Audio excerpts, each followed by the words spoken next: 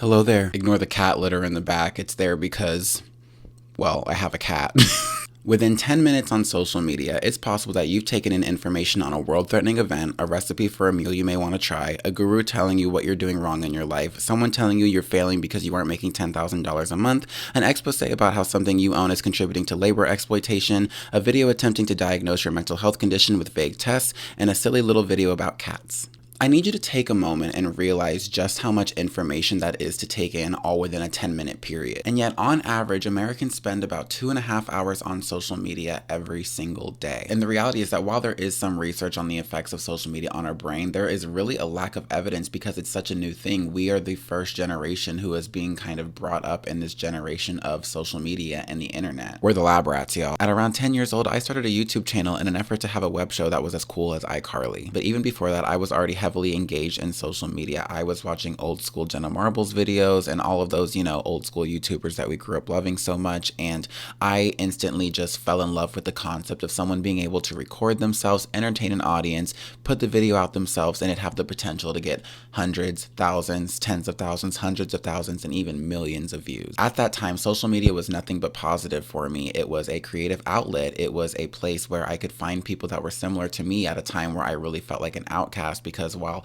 all of the other boys were out playing their sports, I was just so interested in the arts and being creative and being an entertainer. But when I reflect now on my relationship with social media, I've realized that it has completely consumed my life. I create my own content. I am a consultant, so I help other people build their social media presence online. I scroll indefinitely, not only when I'm alone at home, but during any moment of pause, any moment of silence that could be filled with moments of reflection, I fill it with different content that gives me a quick dopamine rush. And so many of us share that experience. When there's any moment of silence, it's almost a knee-jerk reaction to just grab your phone and start scrolling on social media to fill in the awkwardness, whether it's you're getting in an elevator with a group of people you don't know, or you're waiting for your haircut. And I was honestly totally fine with this. I was never one of those people who were like, ugh, I need to go on a social media cleanse, until one day I was talking with my best friend and I told him how fast it feels like life is going recently. The last few years have just felt like a never-ending cycle of wake up, scroll, watch screens, go to work, stare at a screen all day for work, watch screens after work, go to my best friend's house, watch more screens, and then go to sleep and do it all the next day. And 7 days ago, that got me really thinking about what would my life look like if I deleted social media. So I did. I'm a content creator and marketing consultant, and I just decided to delete social media off my phone. I'm going through a lot of personal things. 2024 has been the hardest freaking year of my life thus far, and I'm making the decision to simplify my life. And I can't do that when I'm constantly staring at what other people are doing and comparing myself. Now, there were a few reasons that I was afraid to delete social media. First and foremost, I was worried that it was going to make me bad at my job. I mean, my job is social media, and a lot of times that means I really need to know what are the trends, what are people talking about, so that I can tell my clients, how they can use that to amplify their brand. The second thing that I was worried about is just being bored. I've gone through moments where I tried not to be on my phone so much, and I end up getting really bored. And so instead of working through those feelings, I immediately grab my phone and start scrolling again. But every single time I found myself in a place of boredom, I've looked at it as kind of like the end of the world. Like, oh my God, I need to find something to fill this void. And the last thing that I was worried about was just the feeling of boredom, feeling like I'm not going to know what people are talking about, what are the new memes, what's like the funny stuff. And like, I felt like I was going to have a hard time relating to people. Okay, now that I've given you anxiety on why it's scary to delete social media, I want to tell you what I hope to gain from this 7-day social media cleanse. I wanted for my creativity to not feel like it's on a conveyor belt. Most importantly, I wanted life to feel like it's moving at a slower pace. I wanted to reduce the feeling of anxiety, numbness, and dread that I had toward everything. And lastly, I wanted to learn to prioritize my voice over the opinions of others who I presume are smarter than me simply because they're posting something online. So I took notes of the things that I did and the reflections that I had on each day to kind of give you a real in-depth glimpse on what it might look like if you were to take this 7-day cleanse as well.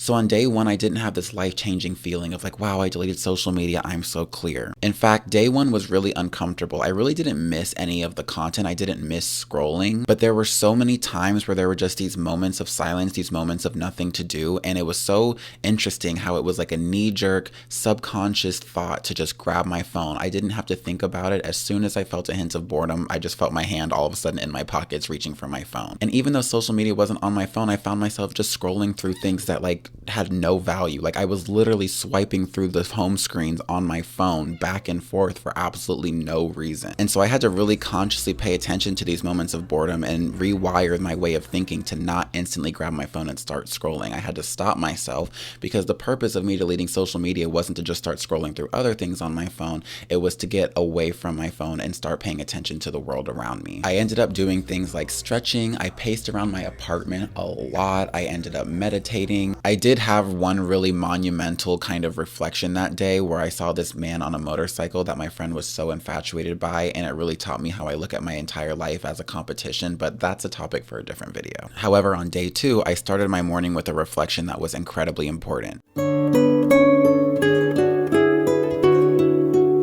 Okay, y'all, so I literally meditated, and I always struggle. I only did it for 10 minutes. I always struggle to figure out what I'm supposed to be thinking about, but I just kind of let the thoughts come to me. And what I realized is that the reason that everything feels so bad right now and things are not going on my way is because I've been operating in fear. Afraid of the TikTok ban, afraid I'm gonna lose my audience, afraid my engagement's gonna go down, afraid that I'm not gonna get enough sales this month, afraid that my business is gonna fail, afraid that, I'm going to run into issues with my parents when I set boundaries, or other family members when I set boundaries. Every action I make right now is based in fear. And you can't think clearly and create success and create room for growth when you're always focusing on the decay of everything around you. The thing that really made everything click for me is I thought about if Beyonce lost all of her fame, lost her brand, her money, all of that, at the end of the day, she's still Beyonce. She still has that voice. She still has that brain. She still has that ability, that talent, that creativity. All of that still exists. So even if TikTok went away tomorrow or I lost my audience tomorrow, I still have all of my skills. I still have my creativity. I still have my intelligence, and I can rebuild anything at any point in time because I'm the one with the skills. And if that was the only reflection that I had during this challenge, it would have been worth it. But spoiler alert, it wasn't. I found it so fascinating that after just one day of not having social media, I had clarity on something that was stressing me out for months. Instead of trying to shove those fears and anxieties down by scrolling through social media, I actually faced and confronted them. And through that, I was able to find a kind of epiphany moment that really brought everything together for me. And I want that to be a message for you. We give all of our power away to these external sources when we are the ones taking action to build the life around us that we have. Another really big revelation that I had on day 2 is that when it comes to social media platforms like TikTok, Instagram, Twitter, or X, we have no control over the kind of content we're consuming. I think that's why I've always had a love for YouTube, because I get to look through a catalog and physically click on the videos that interest me and take in the information that I choose to. But like I said in the beginning of this video, when you're scrolling on TikTok or Instagram or Twitter, you are just being forced to consume whatever they put in front of you. And yeah, sure, it's supposed to align with your interests and the kind of content that you've consumed in the past, but oftentimes you'll get these random videos about these things that give you massive anxiety that you never signed up for or asked for. And because it's an infinite scroll, it basically means it's never ending. So the apps are designed to keep you watching, keep you hooked. Whereas on YouTube, you have a moment after each video to decide, do I want to watch another video? Also on YouTube or with the podcast, you're probably going to listen to one episode or watch one video, maybe at most 3. Whereas on TikTok or Instagram, you might be consuming hundreds of videos at a time. And that's a lot of information to take in at once. And it's oftentimes information that you have no say in. And that was a big reflection for me, is realizing that this new wave of mobile social media apps are taking away the autonomy that we have over the types of content we want to consume. And I've always been someone who thought, well, that's okay, because if I see something that I don't like, I'll just scroll past it, or I just won't allow that to infiltrate my brain. But what I've realized through this challenge is that you really don't have control over that. Yes, you have control on whether you swipe, but the information that you're taking in is affecting you whether you know it or not. And when your entire day is consumed with other people's opinions on various things, it really takes away the power from yourself. And you have all of these voices in your head telling you where you're going wrong, what you're not doing enough of, how much better somebody else's life is than yours. And it warps your perception of yourself, and it warps your perception of reality. And that kind of made me realize that when I do make my return to content, I really want to prioritize YouTube, because I love that even this week, I have gotten to think about what I want to create, how I want to say what I want to say. I'm going to get to spend a lot of time in the editing room making this video exactly how I want, because I don't have to just put out a piece of content every single day. I can really take my time and put out, one video a week or 2 videos a week that I really get to think out and put a lot of effort in. So everything that I make, every piece of content that goes out feels like something that is worthy of staying on a platform and not just some stream of consciousness. So yeah, day 2 was a really, really big day for me. However, on day 3, I did start to miss social media a little bit simply because I was bored. I think this is where the novelty of doing this challenge and all the excitement of not having social media started to fade, and I started realizing wow, I really have had so much time of doing absolutely nothing, of being bored. This is where I really started to struggle with filling up the time, how much meditation, how much pondering, how much reflection can one person really do? So I started my day by going on a walk, and going on walks is not something that's new for me, but the difference this time is that normally when I go on walks, I am listening to music, I'm scrolling through content, I'm doing something that's engaging. And this time I decided to just walk in complete silence. And while this was difficult at first, after a while, I really started to take in the world around me and realize how fascinating the world truly is. I started looking at the trees and thinking about how those trees could have been here forever, even before this building that I'm living in was here, and how they provide oxygen to various species, and how there's a story behind how that tree grew. There's a story behind people who have walked next to that tree, and there's all of these different things that we take for granted every single day. And I just kind of got lost in that experience, and I realized that this is why when people say why does life not feel like it did when I was a child, I felt like when I was a child everything was just so exciting, and it's because we take so much for granted every single day. I want you to grab something from wherever you are right now and think about the possibilities and all of the history backed by that thing that you grabbed before it ever reached your fingertips. So let's take this microphone for example. There's a whole story on how this product was designed, how this product became an idea, how this product became manufactured, the budget that had to be thought about when going into this project, the creative team that had to design the branding and the marketing around this project. There's a whole story about how the driver had to take this shipment from the manufacturer. Maybe this microphone got lost or was on the wrong truck at one point and it had to be sent back and repackaged. There's a whole story behind the person driving the truck to take this microphone to, Best Buy where I got it from, and maybe he just got yelled at by his boss, and maybe there's a story behind his boss because his boss just got chewed out by his wife or something like that, and he projected that onto his employee, which made his employee have a bad day that maybe could have caused him to project that onto somebody else. And just infinite possibilities that lie simply within this microphone that I'm holding right now. And now I want you to realize that pretty much every single thing you are looking at in whatever space you're in has a similar line of thinking. There are endless possibilities behind every single thing. And as a kid, I feel like we're so amazed by all of that. We think that is literally the coolest thing in the world. We are constantly discovering new things and life feels so exciting. And then when we become adults, we don't pay attention to those things. We take it for granted. We just grab it, we do it, we consume it passively, and we don't even care about the story behind it. And so life feels dull, life feels lifeless, life feels like it's lacking substance. It even made me reflect on the fact that even when I am watching content, oftentimes I'll have a YouTube video on the TV and I'm still scrolling on TikTok, and even then I'm not consuming either one of those actively. What if I looked at this YouTube video and I thought about the effort that the creator put into it, the script they had to write? What if I paid attention to every word they said? What if I looked closely at the visuals and identified all of the objects and what those objects in the background might mean to that person? What if I really try to internalize the message of the video rather than just kind of having it on in the background? I realized that, even through consuming content, I wasn't even getting the most out of that. I was just consuming it passively to have noise in the background.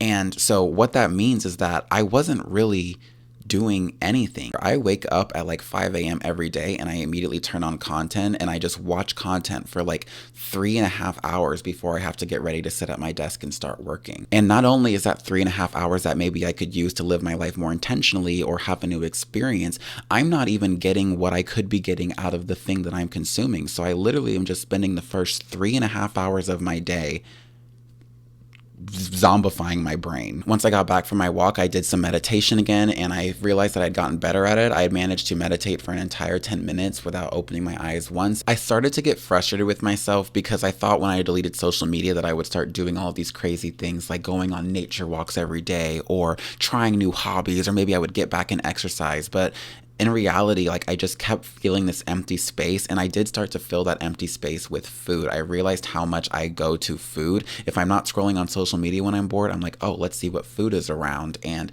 let's eat that. And then I realized, like, because I didn't have all of these distractions around me, that I'm not eating because I'm hungry. I'm eating because I'm bored and I need something to do. And that's when I had this like crazy epiphany where I realized that why is your goal to always be filling that time with something? And I think that's something a lot of us share. We may even go on these cleanses thinking that we're going to use all of that time that we were spending on social media to go do other things that we view as more meaningful. When in reality, maybe the most meaningful thing that you can do is nothing. I realized that there's this constant need that's ingrained in my brain to be doing something, that simply doing nothing wasn't enough, that if I wasn't spending all this time on social media, I needed to be spending it living life to the fullest and filling my schedule up with so many other things. And while I think there's an element of that that's true, a lot of times we don't give ourselves time to just wander, to just be imaginative, to just allow our mind to go into different places and see what it comes back with. And so it was in that moment that I had this epiphany that my goal wasn't to replace this downtime with something else that could be a distraction. It was to allow myself to sit in this silence, to sit in this discomfort, to sit in this boredom, to see kind of how life changes for me when I'm not surrounded by constant stimuli. Which brings us to day 4, which is where my friend let me know that the TikTok ban was signed into law by President Biden. And so naturally I was like, But what was really nice is that I feel like before this cleanse, if my friend had told me that, my heart would have like sank to my stomach. But I think because of this cleanse, when she told me that, I just looked at it from an objective standpoint. I had so much of my own self-worth to kind of fall back on. I reflected back on that Beyonce analogy that I shared in the beginning of the video to realize that, okay, this app doesn't hold all of my power. I hold my power and I can rebuild anywhere. And instead of feeling so anxious and fearful that I had to quickly move my audience or quickly pivot or quickly do something else, I felt excited about it. On day 4, I also did start to really miss social media. I didn't miss the content. I didn't miss scrolling. I didn't miss what other people were doing. I actually really enjoyed not having so many opinions in my ears at this point, but I did miss the creative outlet that social media provided me. I missed making content. I missed my audience. I missed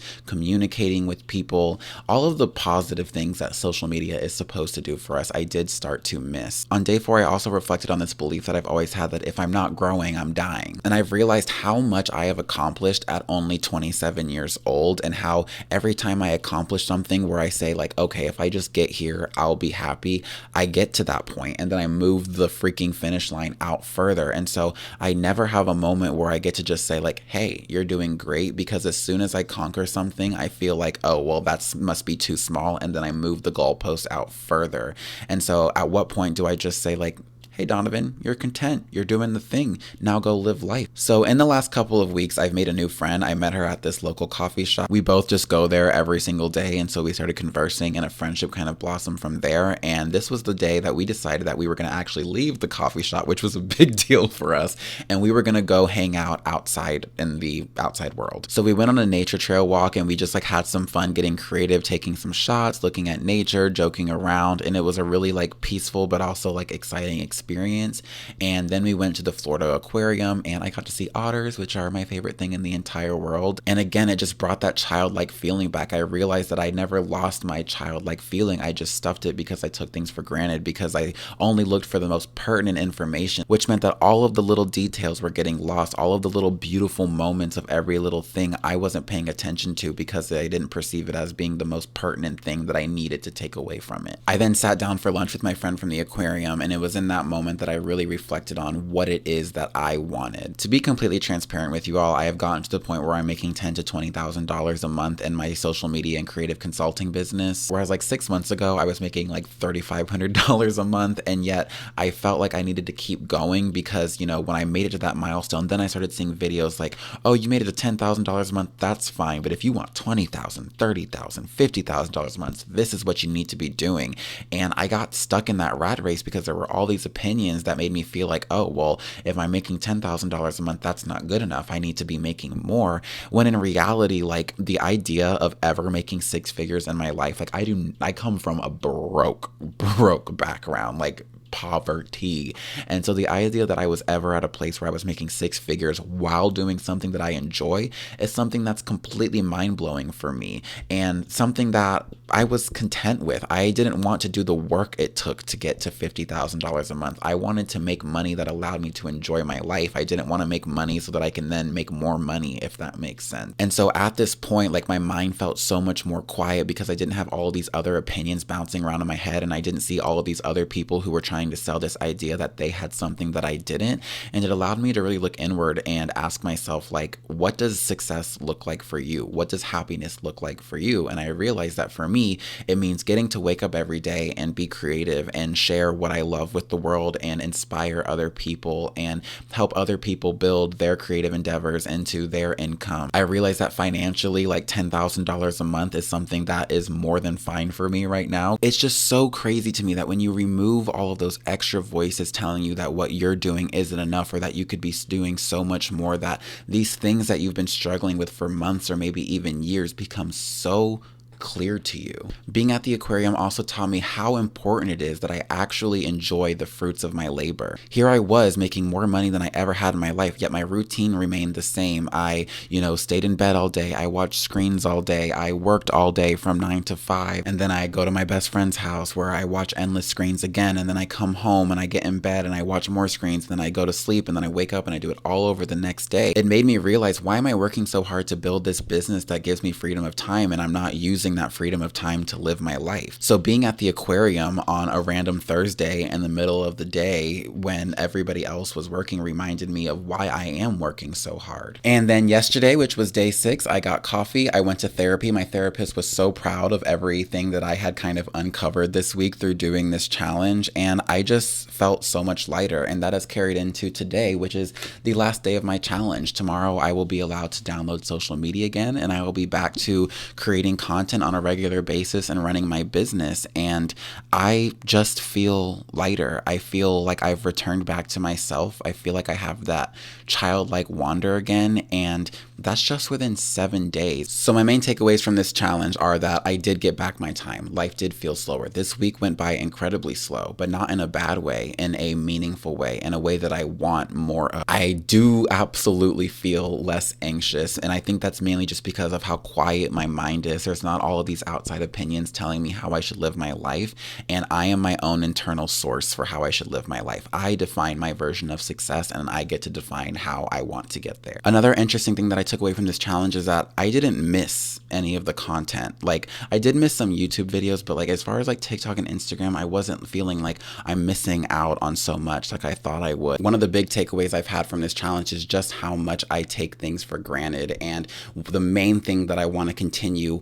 after this challenge is making sure that I look at things at a deeper level, that I take the time to get curious and get lost in the infinite possibilities that exist in literally every single thing that I'm looking at, allowing myself to embrace things using all 5 of my senses, and allowing the true meaning of all of these different things that I look at every single day to come to fruition, allowing new thoughts, new interpretations to flood my brain, and allowing just curiosity to be a part of my process instead of always feeling like I need to be pumping out creative content. And the last really big takeaway that I had from this challenge is realizing that whether you know it or not, what you are consuming every day in your life is greatly impacting your decisions and the way that you live. I always thought when I was scrolling through social media that I had the ability to just funnel out the content. If something was negative, I was like, oh, I just won't think about it. Or if something didn't align with me, or I felt something added a lot of pressure to me, I'll just say, oh, well, I don't have to listen to that. But in reality, my subconscious was picking up on these messages, and it was over time changing the way that I thought about myself. It was taking away my power. It was giving my power away to other people,